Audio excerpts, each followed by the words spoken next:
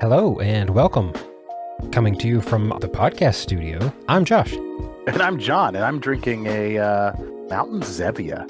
0 calories. Why not? Tasty. Better than that other high fructose corn syrup crap. But this is the Geek ETC podcast, where we dive into all things you can geek out about. Hello, friend. Hey, pal. It's good to see you.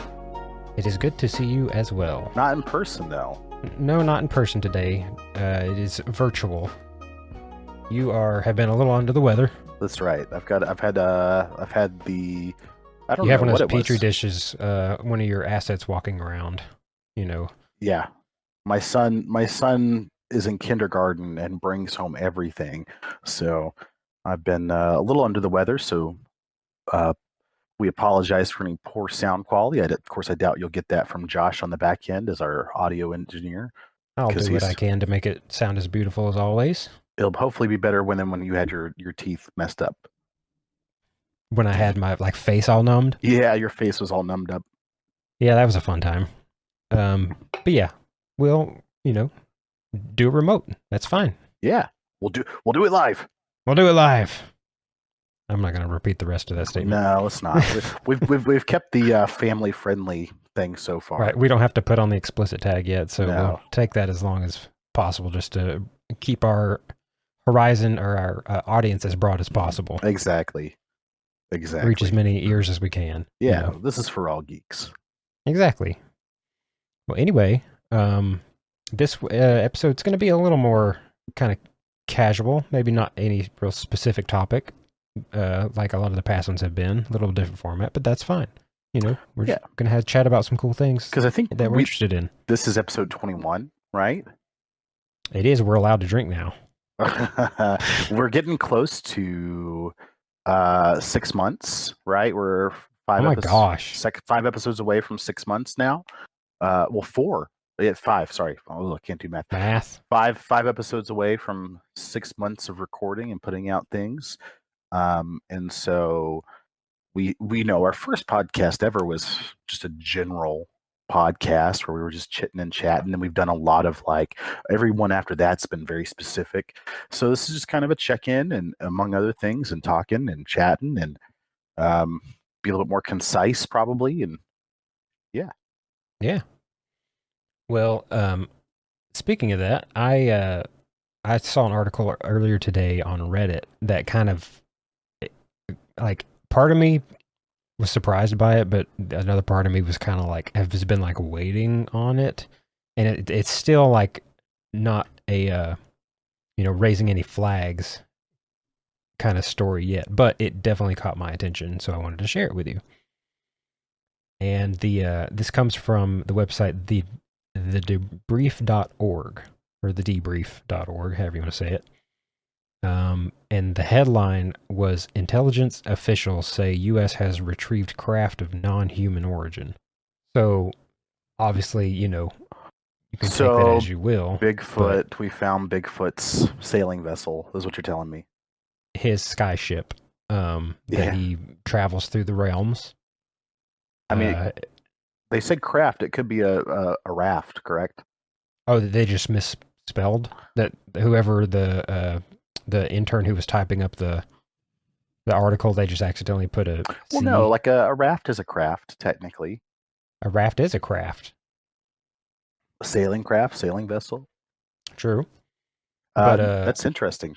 Yeah, but they basically said that a former intelligence official turned whistleblower has given Congress and the intelligence community inspector general, quite a title, extensive classified information about deeply covert programs that he says possess retrieved, intact, and partially intact craft of non-human origin. Interesting. Which, those are some pretty bold claims, and if it's something that again is true and comes out and stuff, that's kind of that's pretty much world changing. But we keep saying that, and then nothing ever changes. Yeah, they've been saying, oh, we've got the things just behind this, wall, or just behind this door, and then it's always behind another door, and they never have. Oh, if I just had this next level of clearance available, then we could show it out. It's like Scientology. Just got to get to operating Thetan level 3 or whatever. Right. Find out about Xenu. The flying spaghetti monster. Yeah. But there has been a lot of progress in the realm of UAP and UFOs and anomalous craft in regards to these whistleblower programs that were passed last year, I believe, that allows for people in, that have top secret clearance or in top secret programs to be able to speak out and, lack of a better word, blow the whistle on things that are happening without any fear of repercussions or, being threatened, having their lives threatened like a lot of them have. Well, let's be honest, though. I think, to me, the intel community seems very disconnected from the rest of the U.S. government, and I feel like just because they say that nothing will happen to you doesn't mean you won't wind up dead in a ditch somewhere. Right. It's, I'm sure that's been said a lot of times. Oh, no, nothing will happen, and then you never see them again. But, yeah, because of that they have had a handful of people apparently, again, behind closed doors, come to some of these people and talk to Congress in these closed briefings and stuff about stuff that they've worked on, places they've been, things they've seen. And now Congress is, wanting to know about these like black programs that are being funded with the taxpayers' money that they aren't aware of, that no one in Congress, knows what's going on. And so they want to be in the know, and so they're digging and they're asking questions and making things happen. And there's been quite a bit of progress happen in that realm, which is kind of cool. But this dude, the whistleblower, his name is David Charles Gersch. It's Grusch. I don't exactly know if I said that right. He's a decorated former combat officer in Afghanistan, is a veteran of the National Geospatial Intelligence Agency and the National Reconnaissance Office. He served as the Reconnaissance Office's representative to the Unidentified Aerial Phenomenon Task Force from 2019 to 2021. And then he was the NGA's co-lead for the UAP analysis and is representative to the task force. So let's see. It's a mouthful. It is a mouthful. There's quite some titles. Everything with government is the titles. It's got to sound as fancy as possible. But he said that the recoveries of partial fragments through and up to intact vehicles have been made for decades through the present day by the government, its allies, and defense contractors.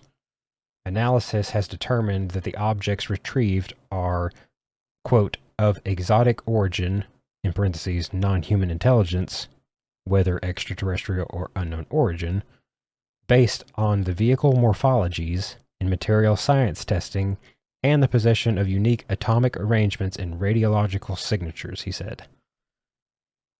So basically they're saying they have these crafts, they've studied them, and on like a metallurgic, atomic level, down to the elements and stuff, that these things, the materials that they are made up of, atomic arrangements, are otherworldly. They don't match things they've seen here on Earth. Well, I want to show me it on like CBS, put it on just the news. Nobody watches C-SPAN. People need to, it feels like everything I see is just like an article I'm reading. I rarely get to watch stuff on it. I want to see, it needs to be pumped out in general to the masses. That way more people get interested in it. Right. And there is actually when is it that they're having it? Do I still have it in my calendar? On Monday, June 12th, actually. So coming up here soon. That would be next Monday, actually. There is going to be a National Press Club event regarding UAPs. Okay. And a lot of this is put on by the Disclosure Project from Dr. David Greer. and a lot of the people he's been working with, a bunch of other people, that they had a similar press club event back in 2001. Was when the last one happened, and I think that's when they initially kind of talked about it being the Disclosure Project, and they came out and said a lot of things, but it kind of just disappeared in the news and nothing ever came of it. And then, of course, as we know, in 2001, 9/11 happened. Yeah. And so any other story or news that happened at all before that, like, completely disappeared and was completely insignificant because of that. So nothing really happened to it, but they've kind of been working in the background ever since then, still to this day, to try and gather evidence, gather, witnesses, testimonies, affidavit, all these things to try and build these cases, and then I'm not sure what all they're going to talk about at the press club event or what they're going to present, but it could potentially be very interesting, I think.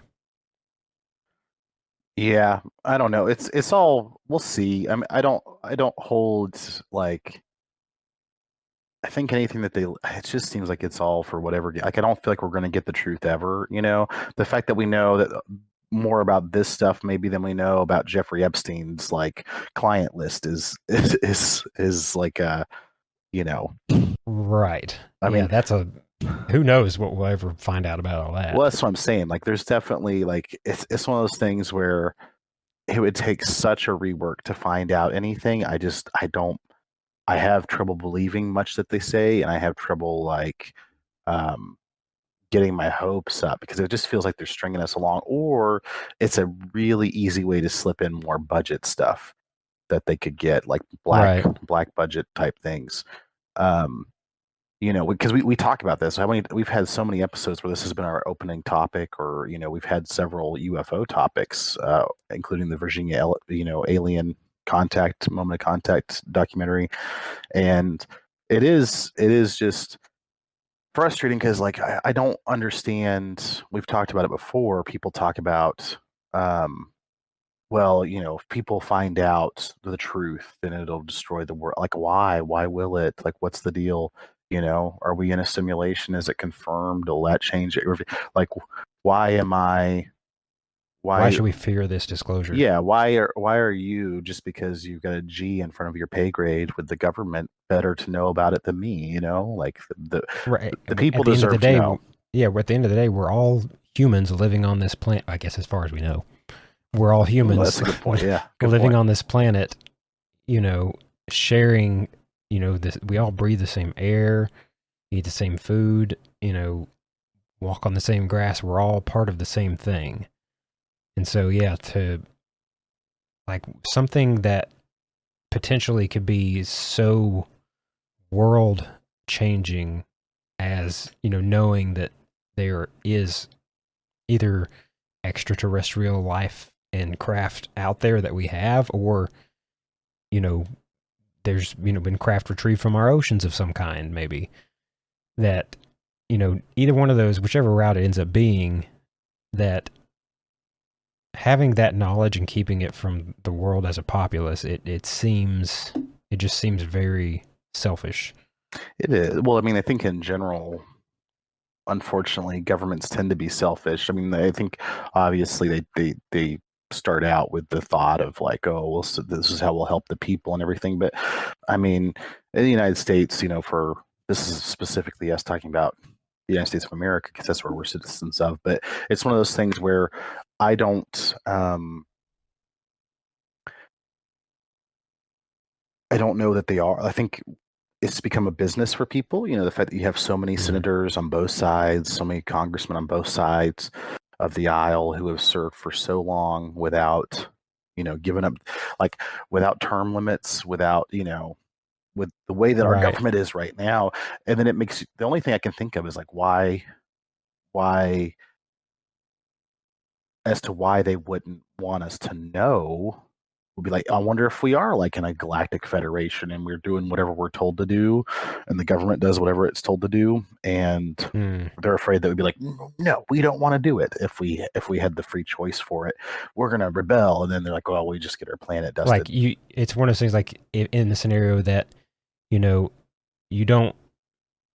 If you've been a prisoner the whole time, like you wouldn't, rebel against it if you didn't know it was a thing. But like a small child, as soon as you're told it's a thing and it exists and you're part of it, you're like, well, now I don't want to be. Yeah. So now we're gonna fight against whatever this is, and maybe like I said, I don't know if it'd be some fear of that happening. Yeah, but to think that, like, I mean, now obviously there are brilliant minds in government. There are brilliant people that work that have that G's in front of their pay grade and work, the Raytheon, the Northrop folks, the Skunk Works people, all, the NOAA, like there's so many people, the scientists and everything. They're obviously probably top of their field and do whatever, and they know these things. But it's one of those things where, like there are just as many smart people that are not government employees or have other jobs, and everybody has a right to know things. Right. Well, either way, I mean, me just being, my own selfish desires that, like, I read that headline and, I'm hopeful, and I would have the desire that, in a couple weeks or two, they'll be like, guess what? This is right. Here's the material. Like, they come out at one of these press club things and a guy's got a little like glass box of some kind that has a material in it that's like floating by itself or something. I don't know. Yeah. Just my imagination going, or maybe obviously the coup de grace would be like they walk out with a being, or like somebody that we know as a public figure, and then they just like do like, you mentioned like unzip the suit and step out. I don't know. It's so it's kind of also hokey, but, show. Yeah, it's all like, that's very sci-fi. It would be interesting to know. Yeah, I don't know. I mean, even if they just said like, yes, like we have intact and partially intact craft in secure, secret, underground bases that, our scientific community can't determine what its origin is. Yeah, I mean, like that sounds like it could be a more plausible thing. Yeah, that seems like that's where they're at already. I mean, that's kind of thing. Like, there's a confusing thing. Don't know. And we're just a bunch of hairy monkey people, and we don't know anything anyways, like we don't,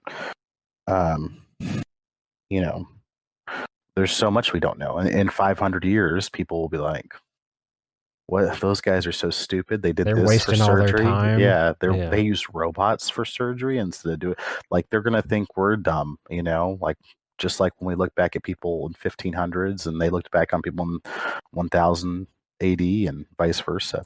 Lobotomies. Exactly. Well, yeah, just a few years ago. So, well, speaking of what you were talking about, one of our listeners messaged us after our Virginia episode and said, I was living in Brazil at the time Virginia was all over the news. I said, yeah, what was your thought?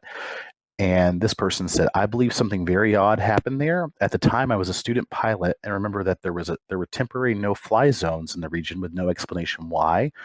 Several pilots mentioned that there was a lot of military flight activity around the city of Virginia.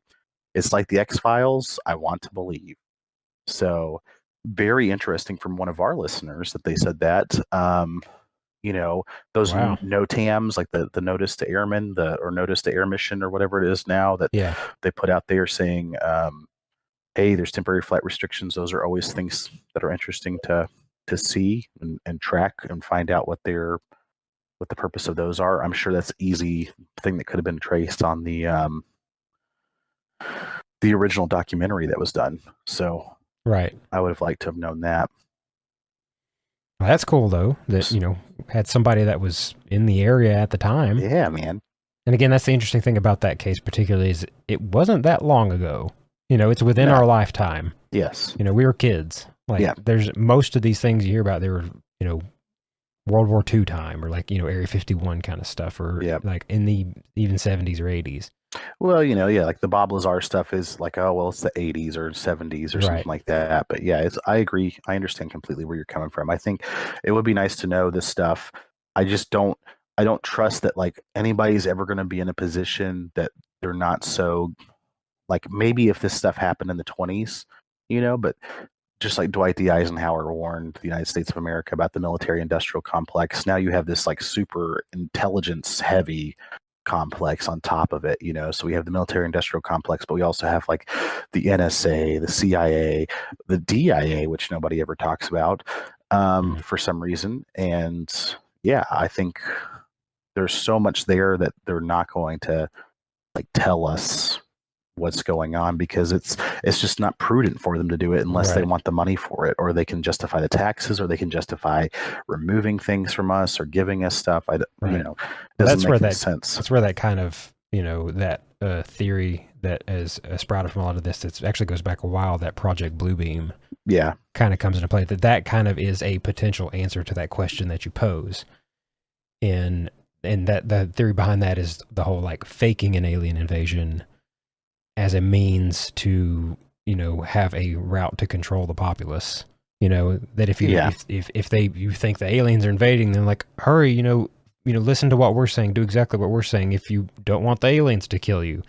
And they can kind of use that as a door to potentially Yeah. control people. I can see that being the like I've heard of that. I think we aren't that stupid, hopefully. That I think there's like but it would have to be really well done fake, and I feel like most people um are pretty good. Well, that's what some people theorize. It the theories go far and wide, of course, and as deep as down the rabbit holes you want to go. But they're kind of, their response would be, well, that's what all the Starlink's satellites that SpaceX is putting up in there, that they're all part of a big projection grid. And Yeah. that's going to project the image of a mothership, over the world and whatever. Yeah, I mean, I think we're naturally skeptical. A lot of people are. I think some people will just believe it outright, but I think it would be hard to do. The other thing is you got to convince the other countries. Like I mean, there's 30 something countries, in the world, I and don't know. majority of them have pretty. Like, there's obviously some countries that struggle and don't have like, science, Yeah. scientific like Infrastructure and stuff. infrastructure for like exploring the solar system and stuff. Like, I think every country's probably got its own science stuff that is set up. Even North Korea is sending rockets up. But Right. I think you'd have to have all of them on board, and I don't think that's going to happen. But I think it is a good way to get everybody on board. I mean, I really like The Watchmen. It's one of my favorite movies. I love. I've never seen that movie or read any of the comics. I really like the movie. I've never read the comics. I know some people like the comics and don't like the movie, and I know vice versa. I just think it's interesting because it's one of those things where the bad guy kind of wins, but he's also kind of a good guy. It's the first of all, Ozymandias is one of my favorite poems, and that's one of the characters in the in the movie, and essentially what happens is he does a false flag attack and says this was Dr. Manhattan, and turns the whole world against him, and is able to like cause kind of world peace in this Cold War setting, this alt history setting, and you know it works. He already does it. They show up too late and it doesn't work out. They're like, he does this whole monologue and he's like, you think I'm some like comic book villain that I'm telling this? I've already done this. This happened 30 minutes ago. Like millions of people are dead. And right. Yeah. Interesting. So I think that, who was it? Somebody said that, was it Reagan or it was some other president that said, yeah, I think that if, obviously if a alien invasion happened, we would all come together and help fight. Right. I don't know though. Sometimes there's some people that don't like people, There's just like there's always people in the United States that hate America. There's people in Great Britain that hate Great Britain. People just love to hate things sometimes. I think you would have people that would do turncoats real quick. That's true. Yeah, I think what he said was perhaps we need some outside universal threat to make us recognize this common bond. I occasionally think how quickly our differences worldwide would vanish if we were facing an alien threat from outside this world. Yeah, exactly. And that seems like a pretty, you know, that seems like a pretty specific thing for a president to say.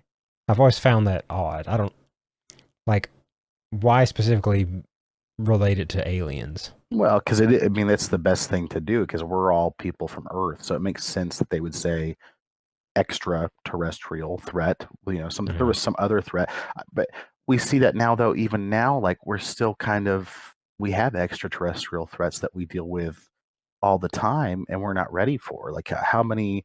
What are we going to do if a asteroid's coming at us? What are we going to do if a comet's going to come towards us? Yeah, I've seen a lot of talk about not being prepared for those kind of things. That they have some plans, but realistically, something like that, could come at us and hit us before we even know it.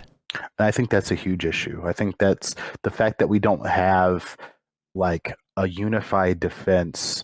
Like we have the United Nations, right? And we have a space force now, but we have the United States has a space force now, but like we have a United Nations group that could work, like, proliferate nuclear arms to be able to send up there or whatever. Like we need something to protect us from the extraterrestrial threats that we know are out there and have killed our population before and done those kind of things. And that's where the real stuff is. That's the really important thing to me right now is what can we do to harden ourselves against like solar flares, like Harrington level events, a second Younger Dryas impact. Yeah, exactly. Of sorts. It's been what is it, like 12,600 years? 12,600, yeah. That we're surely due for something. I guess we had that, the Tunguska event kind of thing. That was one of the last bigger. And luckily it hit Siberia, right? Like it hit somewhere that in the middle of nowhere. Yeah. So, but again, if something like that were to, impact over New York City or, somewhere of a major power grid, even if it doesn't even impact, like if it explodes in the atmosphere, that still creates like an EMP pulse of sorts, a shockwave that could decimate, an entire city or more, depending on the size of it, of course. Yeah, airburst, and like there would obviously be some type of radiological output. You think about what would happen if it hit somewhere that had like where there was already radiation. Like what if it hits one of the nuclear power plant in Russia? What if it hit Chernobyl and released all the stuff? You probably never watched the Chernobyl stuff on HBO. No, I have not. I've heard a lot about it though. Very good, but you get I did play Fallout. That's true. You get a sense from that, like how dire how dire it was for them to get that radiation contained before it spread and began to like radioactive material began falling on or clouds pushing out into neighboring countries, killing hundreds and hundreds of thousands of people. And like what would happen if that was uncontrollable because you already had another natural disaster, just like with Fukushima and Japan. Nagasaki? Well, Fukushima. Oh, Fukushima. Right. Wasn't that was the radioactive? Yeah. That was, yeah. Just like with that, you had a tsunami and then you also had a nuclear reactor go down. I think nuclear power is obviously, I saw a meme the other day and it was like, aliens when they show up to Earth and we have nuclear power, but we're using windmills to create power, and they're like, "This is some ghetto stuff." Right? And it is funny. We have nuclear fission, but we can't. We're still using solar power, like they're and windmills. Very inefficient methods of energy collection comparatively when we have other things that aren't nearly as dangerous as it's been propounded to be. Yeah. It's definitely, I don't know, man. It's one of those things like it is I really would like to know more about the stuff that you're talking about, but it just makes me feel like we're being misled sometimes. There's a lot of the kind of carrot on a stick sort of thing. There has been a lot of, and again, like, this is a topic I've been following for a long time, quite a long time and stuff. And so I've seen it kind of come and go and seen the different, waves of it throughout my life.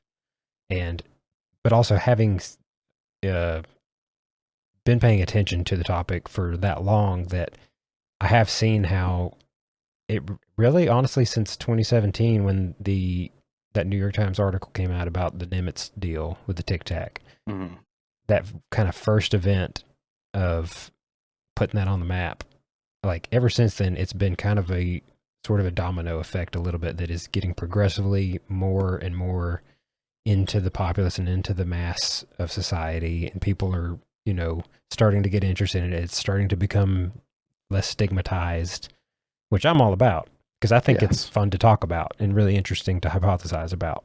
I think, if at the end of the day none of it is real or whatever, which I don't believe, but if it was, it's still fun to think about.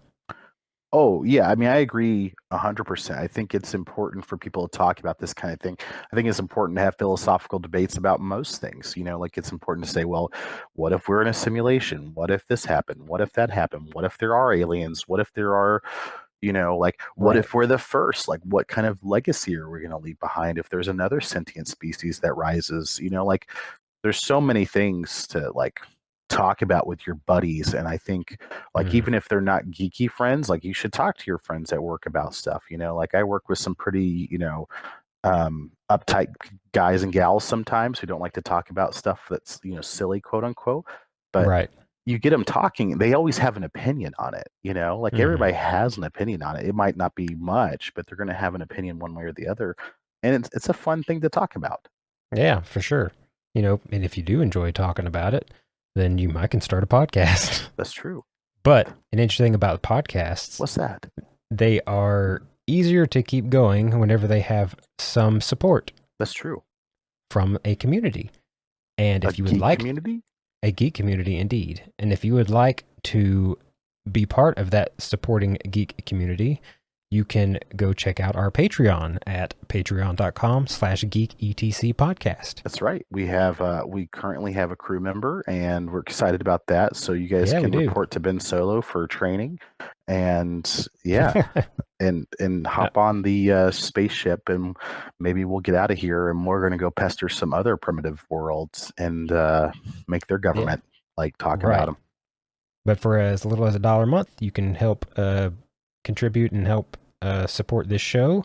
It all goes towards a worthy cause to keep this show afloat. That's right.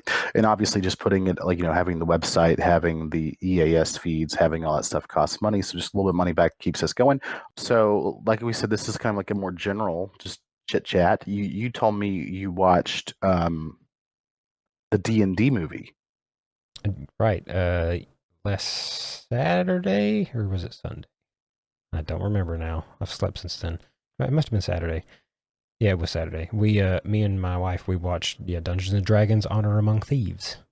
It's finally out for rental and to buy and stuff, and so we rented it free on Paramount, I think.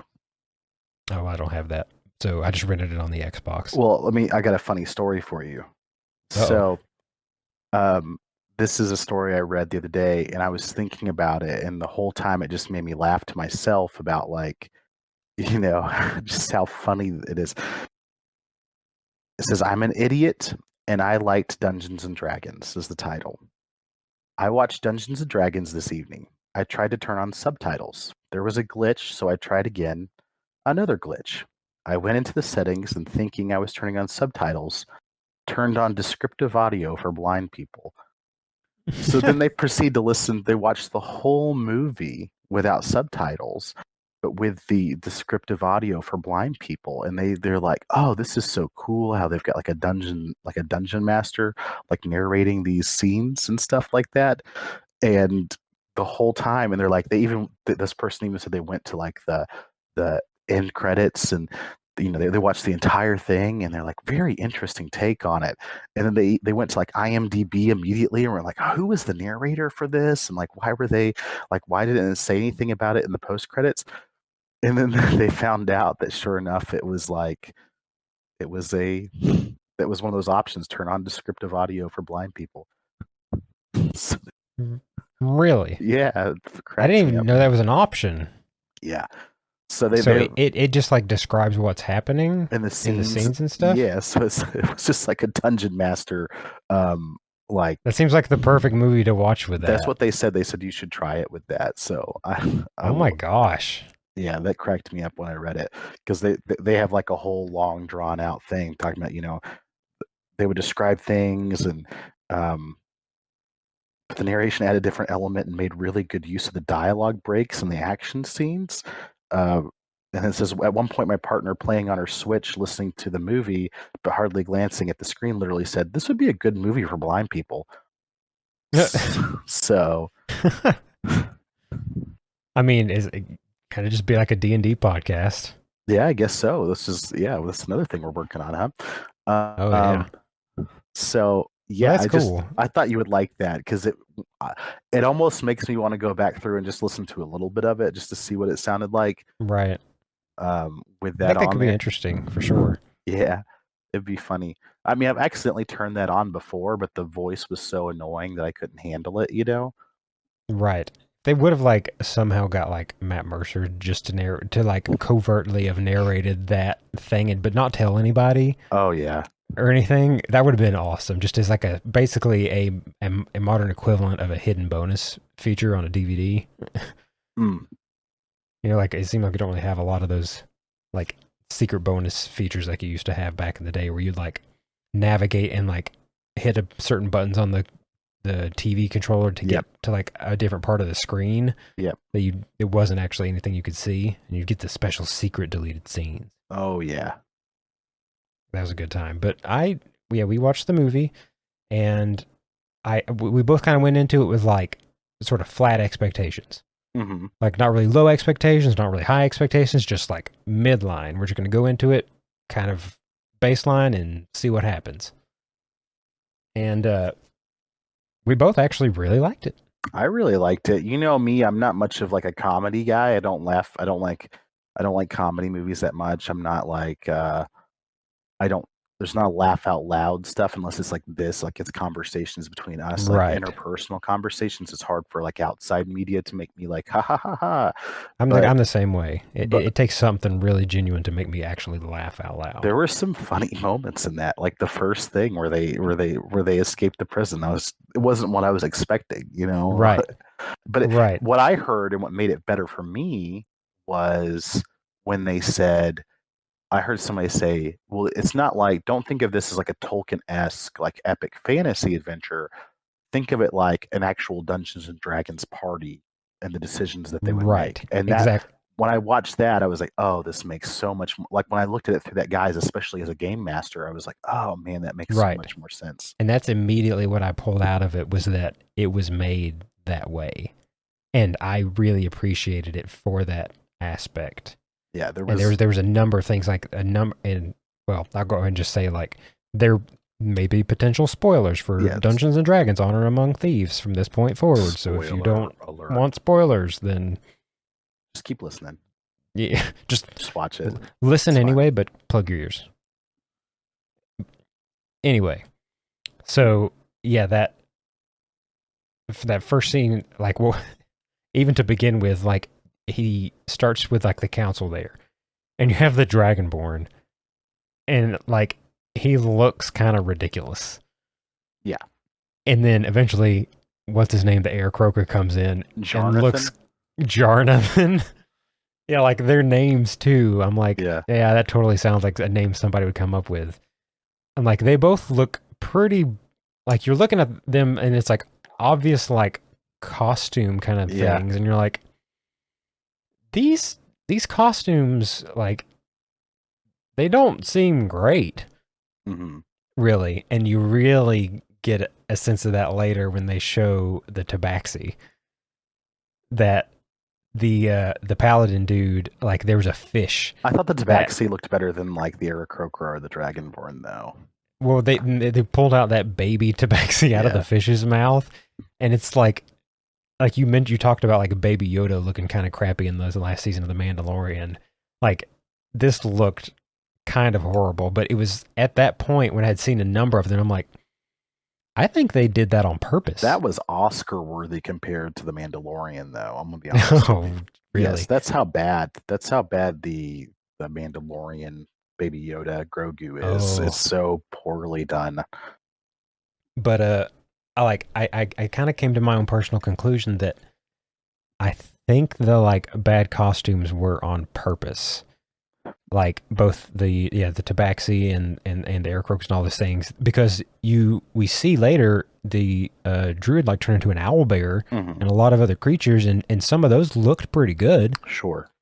So they're like, well, they can animate these animals, so why didn't they do those other ones? And I think it was on purpose, kind of to sort of pay homage to, a lot of the people, if you think about the D&D community, there's a lot of crossover with like cosplay and like kind of amateur homemade cosplay, or dressing up as your characters from the game at your, when you have your in-person sessions and stuff. Yes. A lot of people do that. And I think it was kind of to add a little bit of covert comedy in that aspect of, to make people think like, that thing kind of looks like crap. Yeah. And it was kind of like off-putting, but kind of funny at the same time that it looked as bad as it did. But here's the other thing too. A lot of the sets looked really, really good, and honestly, the costuming looked really good too. I thought for the costumes specifically, like the actual outfits, I thought they did a good job. Yeah. Like there was a couple scenes where like armor actually worked and stuff, and I was like, whoa, interesting. And like Neverwinter, the city where majority of it takes place, looked like a really epic fantasy city, and it was pretty unique, and I liked it a lot. Looked like it had a lot of people in it. It wasn't like a classic, just castle. It had a lot of life to it. I feel like it was like a very lived in, breathed in city, and it made me very happy to watch. Yeah, and like you said, like a lot of the plans and ways that they accomplish tasks, like some of them, like I even told my wife when we were watching, I was like, that is a very D&D way to do that. Yes, exactly. I think that's why. So when I came into it with that point of view, I was like, oh, okay, I see where it is, and I really like that. That's what they're doing with it. Like the freaking, like, I mean, yeah, the dude had a portal gun basically, which was kind of cool. Mm-hmm. I kind of want that item in one of our games now. That was I know, right? But that was a sick heist. I thought when I was watching it, I was like, what's going on with it a little bit? I was like, why did they do it underneath? But it was really clever. Honestly. Yeah, the whole thing with putting it on the painting and using the sap and sticking it to the bottom of the cart to get access. I'm like, that. I saw that and was just kind of blown away with like, that is really ingenious. Yeah. But it totally seems like a plan that, a few D&D players could kind of come up with. Just some really off the wall in a world where, a world like D&D where you can literally do anything you can imagine, if you can come up with it. You can try. You can at least try. Exactly. There's the, the popular quote, like, I want to do this thing. And they say like, well, you can sure try, or, whatever it is, you can give it a chance and see how it works. You can always give anything a shot once. And so it seemed like they definitely rolled a few natural 20s on some of those things that they were trying to do. And some ones. Yeah, there's definitely some ones as well. The speaking to dead scene, I mean, that's not... Oh my God. That was a trailer that came out, and it reminded me of like a DM being like, okay, like God dang it, I can't believe I keep doing that. Is that 4 questions? And then he's like, yes. Yeah. Like, I didn't mean to do that. And that's where for the adventurers are trying to speak with dead, and the spell, for those that don't play it or haven't seen it, only allows you to ask the dead so many questions, and they get stuck in this like very long, drawn out thing where they keep screwing up the spell, and it's just funny that they did it and they kept it going. And then the dragon scene was pretty killer, even though that was just like a flashback. Wait, which dragon scene? The dragon, the black dragon came in, the acid dragon, and it was breathing that black, like kind of tar-like acid everywhere. Acid stuff. I really liked the visuals from that, was even awesome. though we didn't get to see more of it. But it definitely seems like this is set up as like a to do more adventures. You very well. You could bring in a completely different band of adventurers into or this world. just add on to those ones. I think they're great. Add on to them. God, how many Fast and Furious movies do we have? Oh, we could have 1 million of these movies, and I'm sure they could keep coming up. Although with stuff. I don't want to see Dwayne the Rock Johnson in the D&D movie, so I think I'd be okay passing on that. You know what? I'd rather have Batista, honestly. Yeah, I could go with that. I'm just kind of tired of the Rock at this point. He is in a lot of stuff. The Batista, I've really actually there's. I could get behind Batista. Like him in Dune, him in Blade Runner 2049. Like he's like Blade Runner especially. That was one of my favorite ones, where the opening scene where the guy, he's one of the replicants, and it's not Ryan. Is it Ryan Gosling? Yes, Ryan Gosling comes and they get in that fight. But he's way, he's savage, but he's also very civilized, and I really liked his acting in that. So I think it'd be neat to have somebody. I mean, if you want a guy, of course, if you want the extreme end of it, you get like the Martin Ford guy. He's that British dude, British strongman, who's like obtusely jacked, and makes for like a really good, like you put some skin paint on him and make him into like a Minotaur. We could do a Minotaur. Let's say like a Goliath or a half giant or something. Well, he's already bald, so you could do a Goliath for sure. There you go. Yeah, just paint him gray. Yeah. But so speaking of dragons, like my wife loved the red dragon though. Red dragon. He was super fat and chubby. Oh, that was funny. Yeah, and I thought that was funny too. That was so unique. Yeah.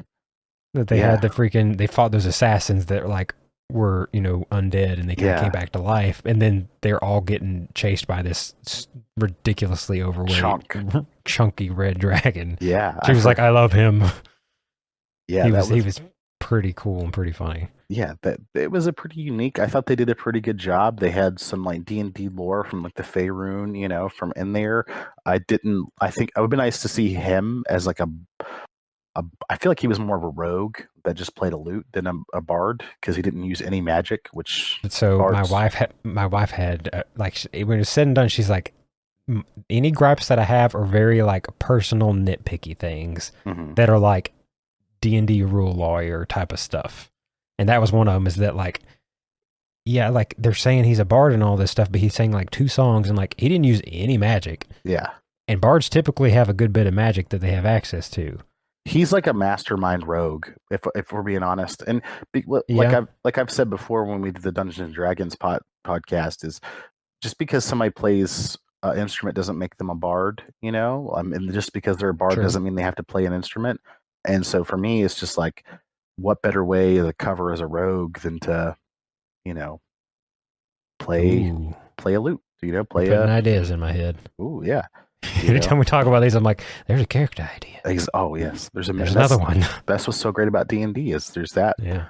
But on that same aspect, she, also playing a druid in our game that we play, she had some thoughts about how many times the druid could wild shape. Yeah. And she was like, you can do it twice a day. And I've already seen like 6 in this one little, scene here. And I was like, I mean, yeah, you could also throw in, your polymorphs.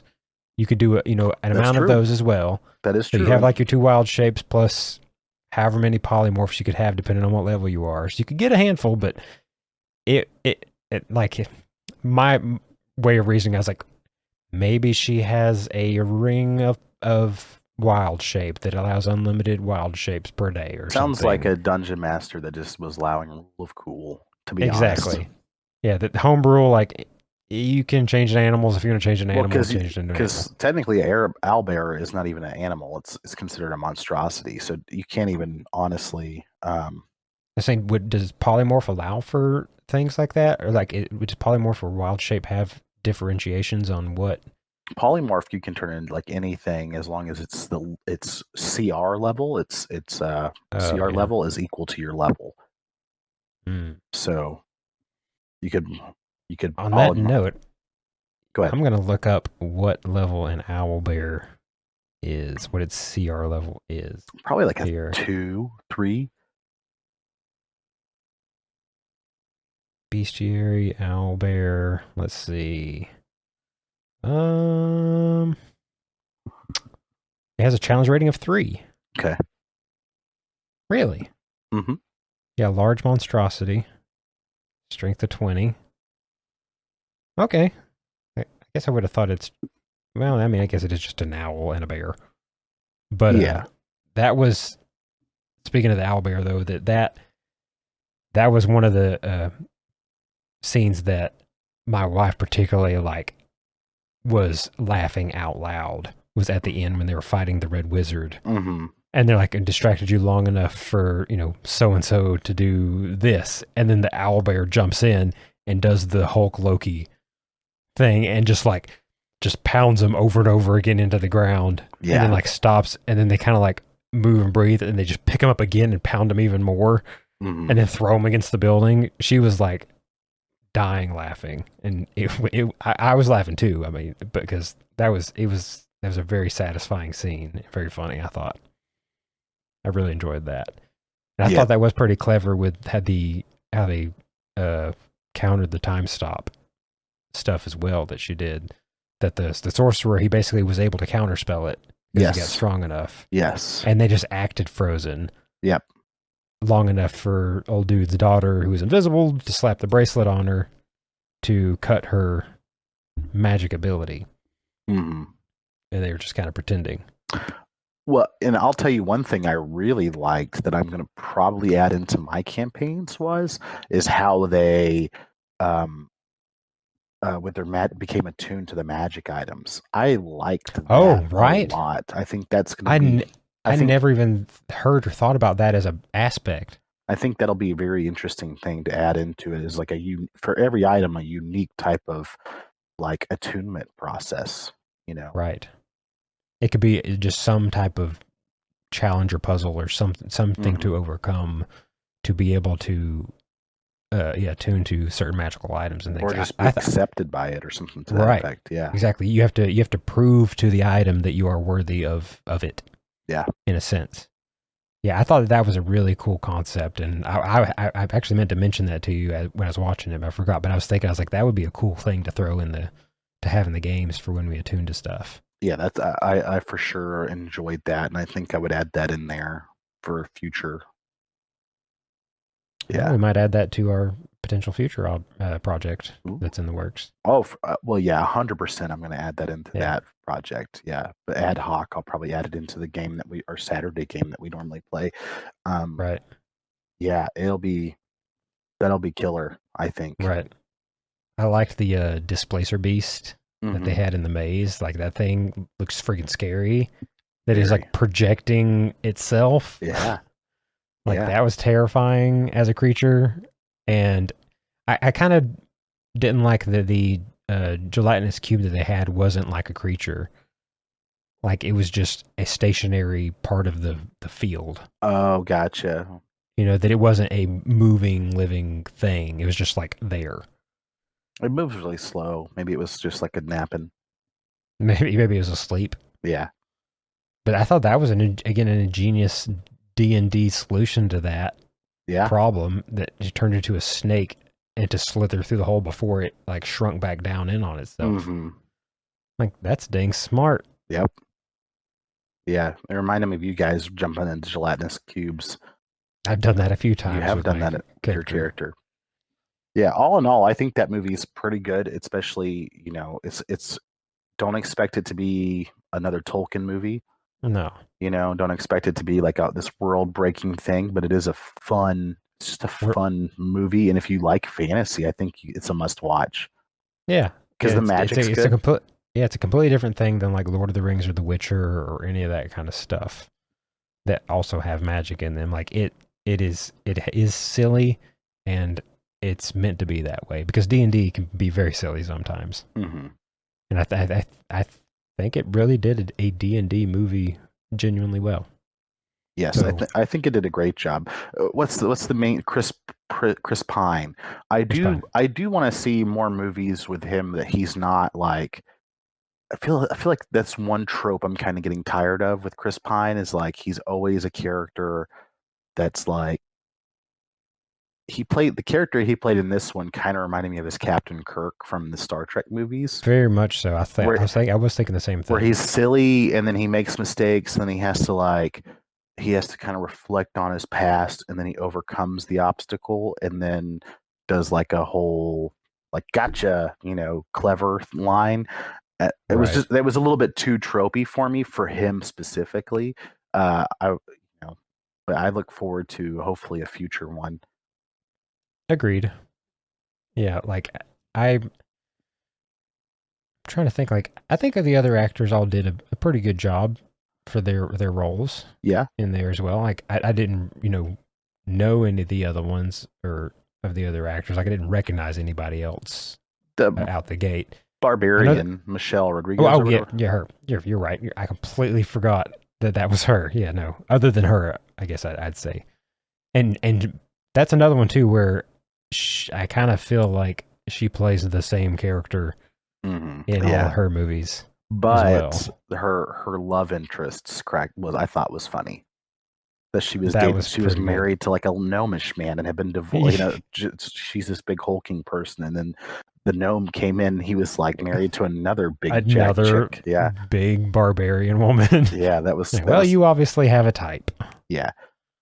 Yeah, she's But definitely typecast for that kind of stuff. It would be yeah, interesting to see her outside of that range, but overall, I mean, she does a great job in it. I like the fighting, I like the magic, I like the settings, and it was just uh, you know, the beginning of it, the escape, and then they played it all the way to the end when he tries to escape himself, and it was just that was a good callback yeah. for him to try the same freaking move on the air croaker and then hit a brick wall. Yeah, exactly. They had boarded it up.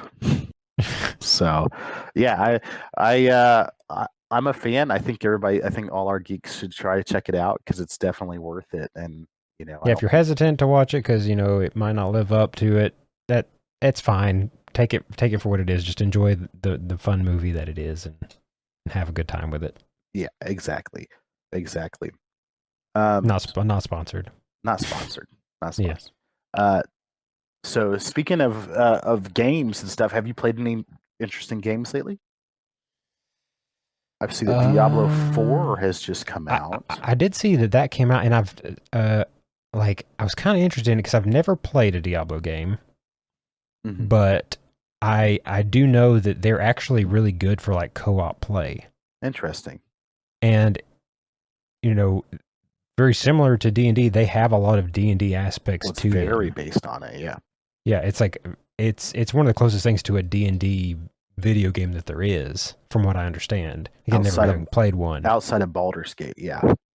Right.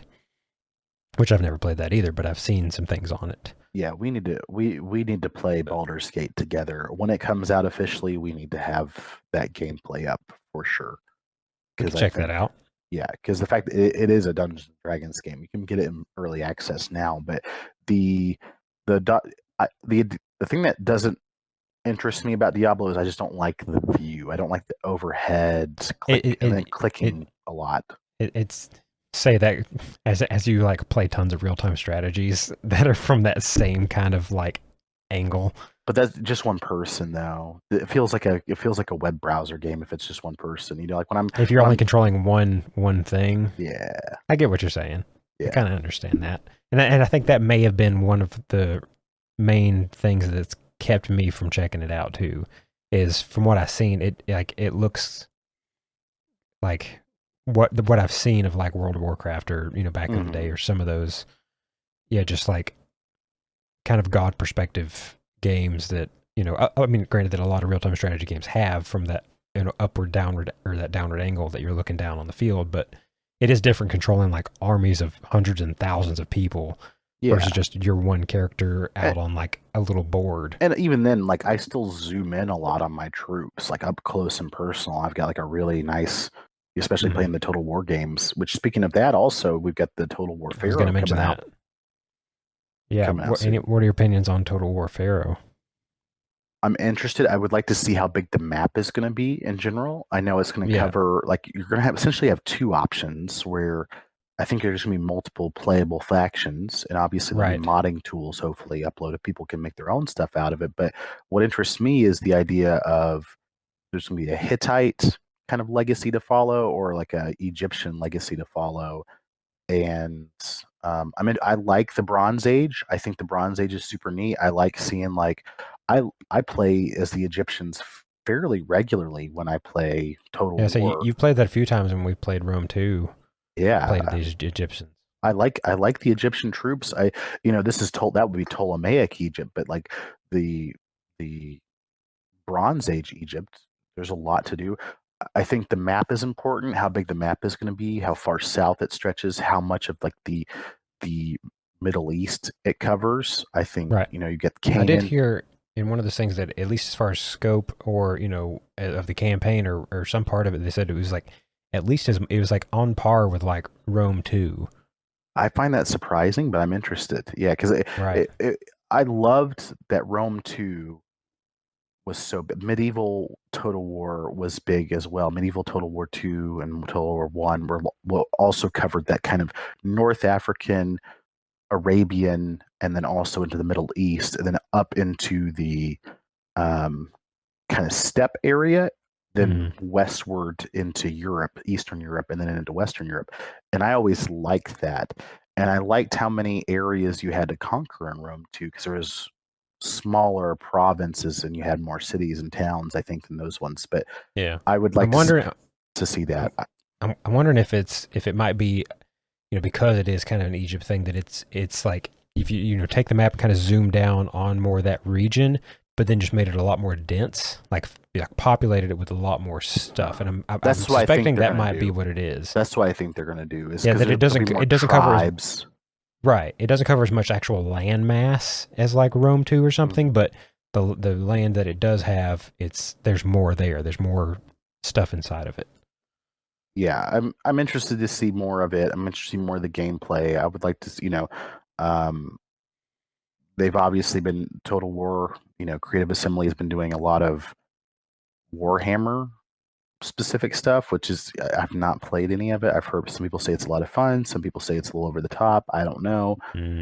I'd probably play it eventually. It's not something I would count out, but I'm a Rome 2 fanboy and I love playing it. So I usually play the modded versions of it, either the medieval mod or the annual or the one of the other mods that really turns up the antiquity battles to 10. Right.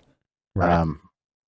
Yeah, I think I'm excited for it for sure because it's gonna be their first one, their first historical one in a minute. It's a mainline game. They said like it's a mainline thing in line with all Yes. the other ones and stuff, which is pretty cool. Yeah, and I think people are going to be looking at it, and I think everybody really wants a new imperial, like a Rome, like an empire one, so Napoleonic era, or they really want a medieval 3.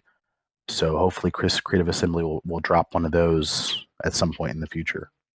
That would be cool. Yeah, I would like to see more modernized, as in modern gameplay development and not modern time. Just like a more modern version of what we played in Rome 2 and stuff, having a Rome 3. And I think the modding community has done a really good job of that. So I think that's one thing that's well, and that'll be good with Egypt, if they can get a good modding community with that, so maybe it does expand into Europe a little bit. They expand the map or they do whatever. We just don't know a ton about Bronze Age Europe and the battles that took place there. True. But it'll be cool, like those times when the Sea Peoples came in and there was a lot of mystery. It'll be wild. Maybe we'll learn how the pyramids were made. Maybe the Creative Assembly will show us that. You're like halfway through the campaign, and then aliens show up, and you got to fight all like it fuses with Warhammer. Yeah, that'd be funny. That'd be some Civilization 2 stuff or Civilization stuff right there. Right, because I never played that. You said that like eventually, then that like gets to futuristic stuff kind of things. Yeah, but if you don't research or your research sucks, like you could have people, or if you cheated, like you could be like in a totally different time era while people are still running around with like clubmen, But So you can hit them with a nuclear missile while they're still in the Iron Age. Right. If Oh you my gosh. progressed fast enough, which was always fun. Wow. Have you been playing more Zelda? I played a little bit of more Tears of the Kingdom. I'm still really enjoying it. It still seems really big, and it seems like there's a lot to try and accomplish. So it's a little overwhelming, but I actually spent, I didn't get to play any this weekend, but I did spend some time, I've spent some time watching my wife play Ark. Okay. She's been playing Ark Survival Evolved, the, survive on an island with dinosaurs game, and craft and build houses, which it's one of those kind of things that it's always fun to dive back into and spend a little time in from time to time, because those maps are so huge. And there's so many different creatures to try and tame and all that like you can just spawn somewhere different and have a completely different experience, even on the same map for the most part. I saw you guys were playing, and I almost wanted to join in one day, but I'm sure she likes the taming the animals. Yeah, she enjoys doing that too, and she likes building. She likes crafting the little the huts and the castles and stuff. That's always fun. Oh yeah, free building stuff like that's a lot of fun. Yeah, and we hadn't actually tried it on since I got the Xbox Series X, but I tried the split screen for the first time since getting that, because we had tried it back on the old Xbox One, and the game already didn't run great on it. It was kind of functional, but it would lag a bunch, and then when you try and do split screen and it's trying to render that stuff twice, it just would not. It was not playable. But on this, it's actually very playable. It runs smoothly even with two people, which is amazing. But the only issue there is because it's split screen, the UI isn't scaled great. And so you start to get a headache just trying to read your inventory and your different stats and stuff that you level up. So we were both it was hard for us to really get into it and really accomplish anything. We ended up just kind of wandering around a bunch just because trying to do anything and read anything in your inventory, we were both kind of getting headaches. Yeah. From it, so we didn't really even end up accomplishing anything in the couple hours we played. But I mean, I will say though, even playing it a little bit though, that it kind of sparked that itch again. I'm like, I kind of want to dive back into that to do a legit playtime in it again. Yeah, that can be fun. I think that could be interesting. But in doing that, once we started playing, there was this new kind of dinosaur that we came across. I guess you'd call it a dinosaur. It was basically like you mix between a platypus and a flying squirrel. It's called a Maywing. Oh, weird. And yeah, it's actually really awesome as far as functionality and stuff. We were looking up how to tame it and all these things, and we went down this rabbit hole of YouTube videos of I feel like any game you play, there's always that subset of the community that you're like, oh, they're playing a different game than what I'm playing. They're the people who are really into it and have put hundreds of hours into something and know all the nitty gritty stuff. And that's one of those games that it became very apparent, oh, anything we've played in there, we were definitely still in the Stone Age, whereas they're similar to Civilization, they're way in the future as far as what they're doing. They have jetpacks and spaceships and lasers and Gatling guns and stuff.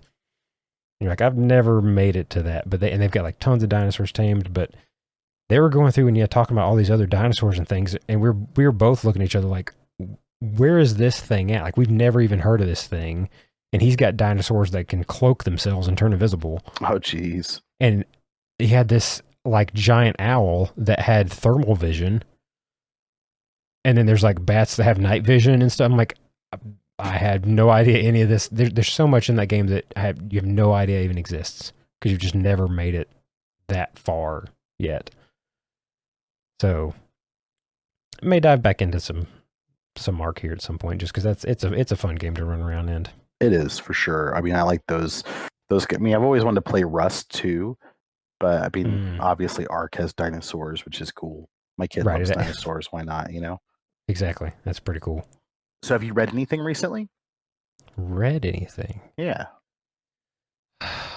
Not really. I mean, I've never really been.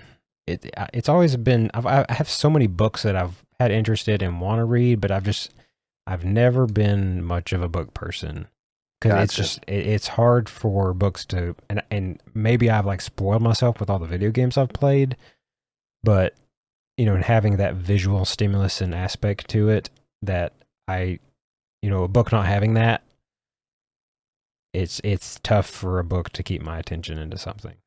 Well, I listened to The Way of Kings by Brandon Sanderson on Spotify. I bought the book on there and listened to it. I will say, my wife went to Barnes & Nobles the other day and saw one of his books, and she's like, that's the book that John was telling me about. I told her about it because it was so good. First of all, so I'm glad I bought it to listen to because it was 48 hours long. Oh my God. Yeah, like 80, 70 something chapters. And it was so good the entire time. You listened to the whole thing? I mean, oh yeah, I've already consumed all of it. All my drive time, and that's another thing. When I'm playing Xbox, I was just getting on there. I was playing like War Thunder or Elite Dangerous or something simple, and I was just playing it through Spotify, through my headset, on my game time, on my drive time, at work, but all of that. And then at night, I would play it while I was working. Like I would just start writing and trying to work on our Dungeons and Dragons podcast and some of the stuff that's going into it. And I would be listening to it during that as well. And phenomenal. Wow. Loved it. It was so good. And it like, I had a spoiler, which I'm glad I did, because it kept me like, when is it going to come? When is this going to happen? Because I want this character to have this good thing happen to them, because it doesn't happen to them. And, it takes a while. And Brandon apparently, Sanderson turns it up at the end. And so it was not like, it was the climax came very late in the book, and it was a phenomenal listen, to be honest. They had two different, there was a male reader and a female reader, and there was several point of view characters in it. Very interesting magic system. It's intentionally confusing a little bit near the beginning, and it answers a lot of questions at the very end. And you're like, oh, that's why they keep saying all this stuff. Like, that makes sense. Like, you're guessing why they're talking about this. And like, oh, that's why. But interesting world, interesting characters, very well written. Yeah, I'm obsessed. I've had to intentionally like take a break and not go on to the next book because it was almost getting on my nerves if something was interrupting it. Oh yeah. Like I was like, I don't want to stop listening to it. Like one day I was not feeling so good, and I told my wife just to like, you can watch whatever you want. You watch your own show. I'm just going to listen to my book. I finished out like the last 3 hours on the couch one night because I was just so obsessed with it. I was so happy that it got to this point, but then it leaves you. It's not like it leaves you intentionally like, oh, there's going to be more books. Like there's no, right. Like it ends it. And there's like, oh, okay, so I got to wait to the next one. I looked at the next book, and it's like also 48 hours and 80-something chapters. Yeah, I mean, looking at the books in Barnes & Noble, she picked them up, and they're thick. Yeah, I bet. Like, they are big. And I was like, oh my gosh. I think it's well over 1,000 pages. Probably. Like they were very big books. Yeah. And apparently he's planning, so apparently, I feel bad that I'm just now getting on the Brandon Sanderson train, but his world or his universe that his stuff is in is called the Cosmere. So like all of his books take place inside the same universe, but the Way of Kings is part of the Stormlight Archive is the title of that series. And the Cosmere, apparently by the time he finishes all of it, he's 40 something now. He'll be 70 something, he said, is when he thinks it'll be done. So he's written 4 books of the Stormlight Archive. He's planning 10. So, jeez, but they're good. It's so good, and I can't wait to listen to the second one. I'm driving out to the podcast studio. So right, I guess on a similar vein, like it's not a book, but something that I have been listening to a lot is I'm still that I've been enjoying in a similar type of vein is I'm still just listening to the current campaign of Critical Role. Oh yeah. Begin back to the D&D stuff that, I mean, as we talked about, we both, you haven't finished it, but we love campaign 2. Yes. And I'm very fully invested. I think we're on like episode 60 something at this point of campaign 3. Wow. Yeah.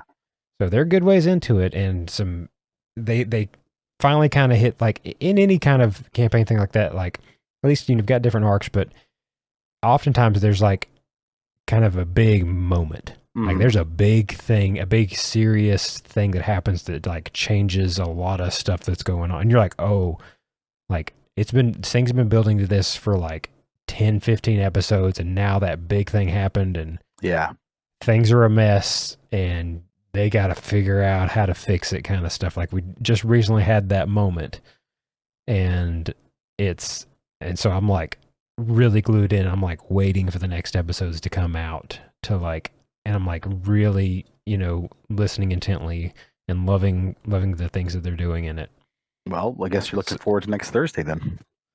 Yeah, definitely next Thursday. But at the same time, I'm like, every time I listen to that though, that I'm like, is this Saturday when we play our game? Oh yeah, which is right? Yeah, this coming up Saturday, which I can't. Right. We didn't get to play our like that last Saturday because some of the players weren't available, which is fine. Happens. Yeah, man. Well, I'm excited. So hey, check out your local our UFO news. Watch Dungeons and Dragons. Listen to Critical Role. Listen to Brandon Sanderson, and follow us on Instagram and Twitter at Geek ETC Podcast. You can watch our episodes, or you can watch a background while you listen to our episodes on YouTube. Yeah. ETC Podcast. Yeah, search it on there. You can find all the podcasts uploaded to YouTube as well. Just as a it's not a video podcast, but it's the audio you can still listen to. You don't want to see my face. It's true. I'm looking at it right now. Well, no. Also, if you do want to listen to it, it comes out every Wednesday morning. You can check out a podcast on all the major podcast platforms: Apple, Spotify, Amazon, Google, all the good ones, and all the bad ones too. Actually, I don't know if there are bad ones, but you can listen wherever you want to, which is nice. We're not like any hate speech websites, so that would be the bad ones. True. Yeah, no. But not that I'm aware of, at least. Unless someone's like side-loading our content somewhere else, making money off of it. I hope not.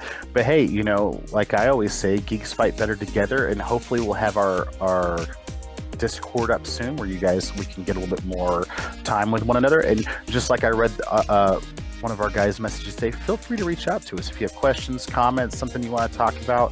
Like we just want to say hi. We're guys, so just talk to us. We're up for it. Yeah, we'll have a chat with you. And ultimately, besides that, whatever you do, remember to keep geeking out.